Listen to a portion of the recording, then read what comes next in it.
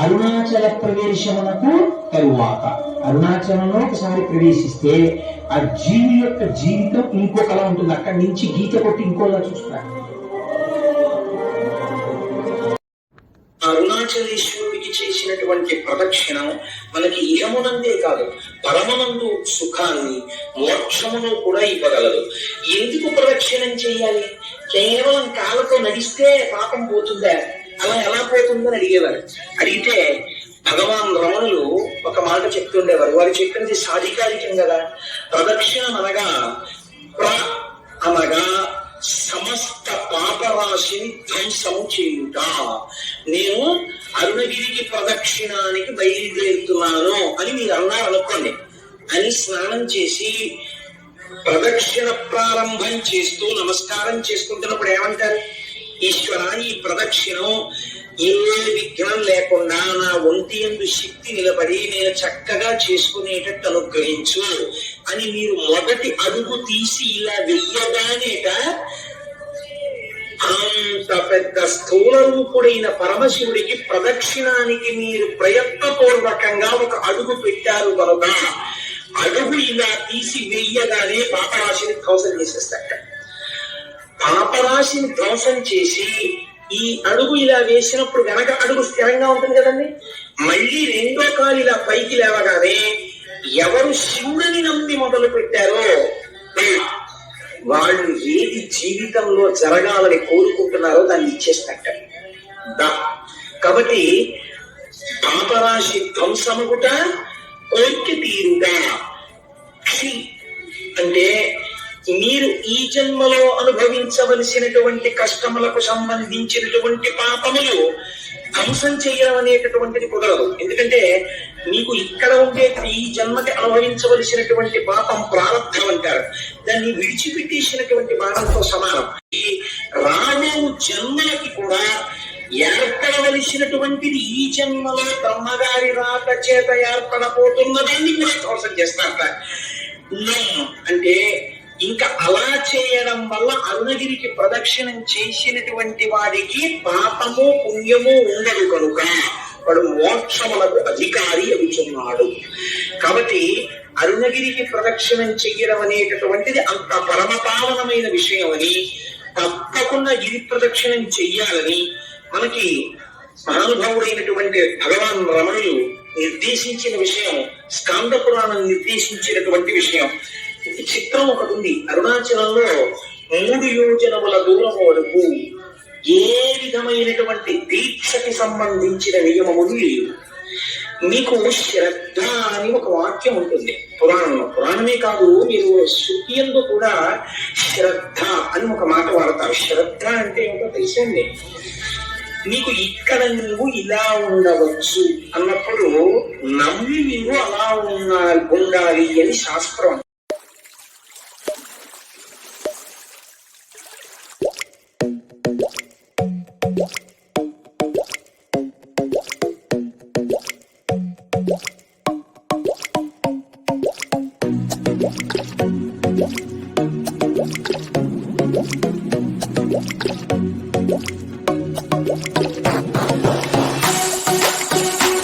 అది కర్మని తొలగించి జన్మల నాశనం చేస్తుంటాం.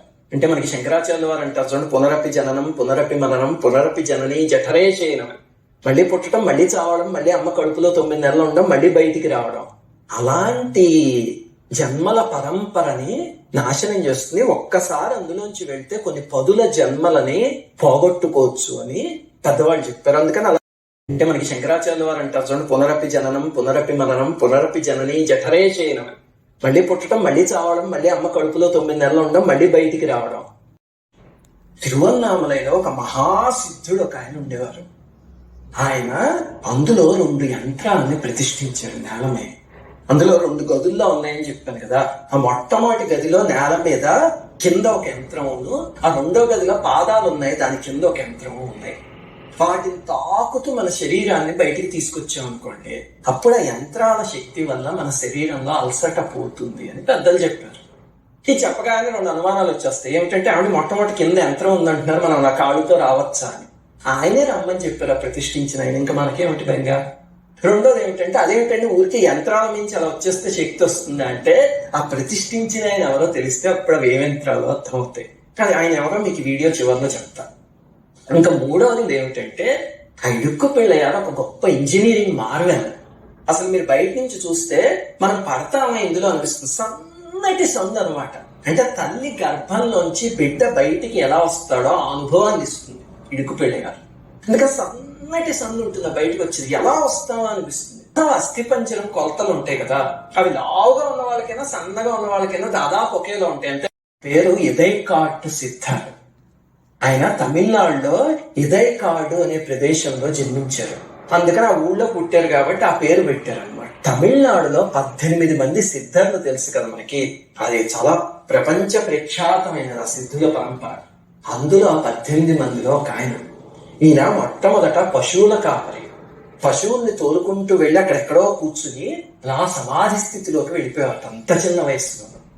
అది ఎవరికంట పడిందంటే, భోగర్ అని ఒక సిద్ధుడు ఉన్నారు. ఆయన 18 మంది సిద్ధుల్లోకి తలమానికమైన మహనీయుడు.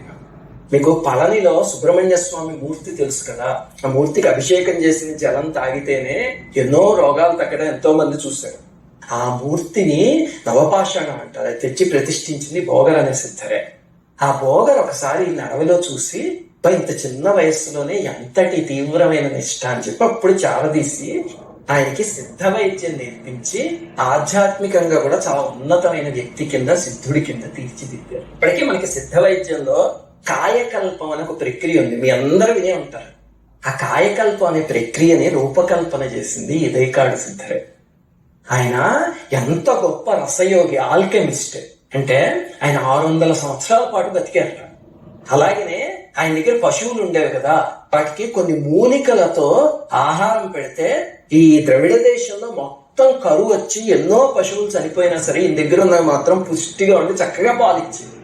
రసవైద్యంలో అంతటి సిద్ధులు. అంతేకాదు ఆధ్యాత్మిక విద్యలో కూడా చాలా గొప్పవారు. మీరు ఇప్పుడు ఆలయాల్లో నవగ్రహాలను చూస్తారు కదా, చూడండి. ఎప్పుడు నవగ్రహాలను చూసినా ఒక గ్రహం ఇటు పక్కకి, ఇంకొకటి అటు, ఇంకొకటి ఇటు, అలా తిరిగినట్టు అమరిక ఉంటుంది 9టికి. అది మీరు ఎప్పుడైనా గమనించారో లేదో.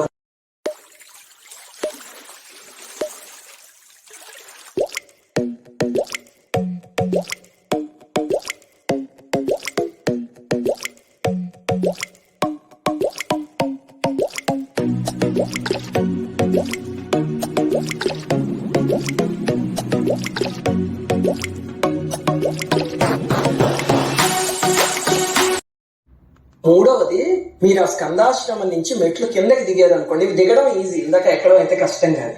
అక్కడ మీకు కిందకి దిగుతూ ఉంటే కుడి చేతి పక్క విరూపాక్ష గుహ అని వస్తుంది. అక్కడ రాతి మీద రాసి పెట్టింది వేటు విరూపాక్ష గుహ అని.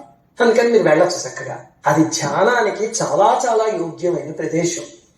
అక్కడ విరూపాక్ష దేవుడని 14వ శతాబ్దంలో ఒక మహనీయుడు ఉండేవారు, సిద్ధ పురుషుడు. ఆయన గుహై నమ శివాయ అనే ఆయనకి శిష్యుడు. ఎవరండి గుహై నమ శివాయ? మీకు 7వ ప్రదేశంలో చెప్తాను నేను ఆయన ఎవరో. చాలా గొప్ప ఆయన శిష్యుడు విరూపాక్ష దేవుడు. ఆయన అక్కడ ఉండి కొంతకాలం తపస్సు చేసుకుని ఆఖరికి తన శరీరం వదిలేసినప్పుడు ఒక బూడిద కుప్ప కింద అయిపోయి వదిలేశాడు. అయితే దాన్ని అక్కడ ఒక పెట్టెలో పెట్టి ఆ భస్మాన్ని భద్రపరిచారు. వాళ్ళని అడిగితే అది ఏమిటి అని భస్మలింగము అంటారు. కానీ అది ఆయన శరీరాన్ని బూడిద కింద ఆయన వదిలేసిన బూడిద కుప్ప, అదే భస్మలింగం అంటే. దానికి అందరూ నమస్కారం చేసుకుంటూ ఉంటారు. అదొకటి తప్పకుండా చూడండి. ఆయన పేరు మీద గుహని విరూపాక్ష గుహ అని పిలిచారు. ప్రదేశాన్ని చూత గుహ ఆశ్రమం అంటారు, లేకపోతే మ్యాంగో ట్రీ కేవ్ అంటూ ఉంటారు. అక్కడికి ఎలా వెళ్ళాలి అంటే, ఈ విరూపాక్ష గుహ మనం దిగుతూ ఉంటే కుడివైపు ఉందని చెప్పాను కదా. ఈ 4-5 ప్రదేశాలు ఎడం వైపు ఉన్నాయి. అక్కడ బోర్డు ఏమీ లేదు చూత గుహ ఆశ్రమం అని, కానీ మీరు చూస్తే తెలుస్తుంది. జనం వెళ్లే దారిలా కనిపిస్తుంది. అక్కడికి వెళ్తే పక్కనే ఉంటుంది. ఇందుకే అదేమిటండి అంటే, నేను చెప్పాను కదా విరూపాక్ష గుహ చిన్నదుండి చాలా వేడిగా ఉండేది. అప్పుడు కొంతమంది భక్తులు ఇక్కడ ఒక చిన్న గుహ పైన మామిడి చెట్టు ఉంది, ఇక్కడ చల్లగా ఉందని చెప్పి రమణ మహర్షిని తీసుకొచ్చి ఇక్కడ ఉంచేవారు అనమాట. అది ఈ చూత గుహ. అది కూడా ఆయన తపశ్శక్తితో నిండిన ప్రదేశం. మనకి రమణ మహర్షి ద్వారా అక్షర మణమాల అని ఒక అద్భుతమైన స్తోత్రం వచ్చింది కదా, అది రమణ మహర్షి ఇచ్చింది ఈ గుహలోంచి. అలాగే మనకి కావ్యకంఠ గణపతి ముని చరిత్రలో ఆయన కపాల భేదనం జరిగింది అని ఒక అద్భుతమైన సంఘటన ఉంటుంది. చదివితే అసలు ఒళ్ళు పులకిస్తుంది. ఆ సంఘటన జరిగింది ఈ గుహలోనే. ఆయన ఉమాసహస్రం అని అమ్మవారి మీద 1000 మంత్రపూరితమైన శ్లోకాలు, శంకరాచార్యుల వారి సాహిత్యం ఎలా ఉంటుందో అలా ఉండే శ్లోకాలు రాశారు కదా, అందులో కొంత భాగం ఈ గుహలో రాశారు. అలాగే ఇంద్రాణి సప్తశతి అని అది కూడా చాలా ప్రఖ్యాతమైన స్తోత్రం, అవన్నీ గుహలోనే చేశారు. అసలు ఈ గుహ అంత మార్మికంగా ఉంటుంది. అలాగా ఎన్నో మహత్తరమైన సంఘటనలు జరిగిన గుహ అది. మీరు ఆ గుహలోంచి బయటకు వచ్చి ఇంకొంచెం పైకి ఎక్కితే కనుక కొంచెం అక్కడ మొట్టమొదటి మీకు మలైపాల్ తీర్థం అని ఒకటి కనిపిస్తుంది. మలైపాల్ అంటే చనుబాలు అని అర్థం. అది కూడా పురాణానికి సంబంధించిన తీర్థం ఒకటి, అది కూడా దర్శనం చేసుకోండి. ఇంకొంచెం పైకి వెళ్తే ఇదిగో గాయత్రి ఆలయంలో పక్కనే ఒక చిన్న శివలింగం కనిపిస్తాయి. అక్కడ ఈయన ఉన్నారు, ఈయన కూడా చాలా సాధకులు. అక్కడి నుంచి మీరు ఇంకా పైకి వెళ్తే మీకు 2వ వ్యూ పాయింట్ వస్తుంది. ఇక్కడ కన్ను బొమ్మ ఉంది మ్యాప్ లో, అక్కడి నుంచి ఉంటే మీకు మొత్తం 9 గోపురాలు కనిపిస్తాయి. అక్కడి నుంచి చూడొచ్చు ఎవరైనా. ఇంకో కొన్ని మెట్లు ఎక్కితే ఒక 10 మెట్లు జటస్వామి ఆలయం అని వస్తుంది. అదే మన మ్యాప్ లో ఉన్న 5th ప్లేస్ అన్నమాట. ఆయన్నే తమిళియన్స్ అందరూ సెడై స్వామి అని పిలుస్తారు. అందుకని మీరు సెడై స్వామి అని అడిగితే తేలిగ్గా చెప్తారు, జటస్వామి ఆశ్రమం అది. ఆయన 1927 దాకా కొండ మీద ఉన్నారు. అప్పుడు శరీరాన్ని విడిచేశారు రమణ మహర్షి కన్నా ముందే. ఆయన 47 సంవత్సరాల పాటు తపస్సు చేసుకున్న గుహ ఉంది అక్కడ. అక్కడ చిన్న గదిగా ఉంటుంది, ఇదిగో ఇక్కడ చూపిస్తుంది. దాని లోపలికి పాక్కుంటూ వెళ్ళాలి. వెళ్తే అనిర్వచనీయమైన అనుభూతి.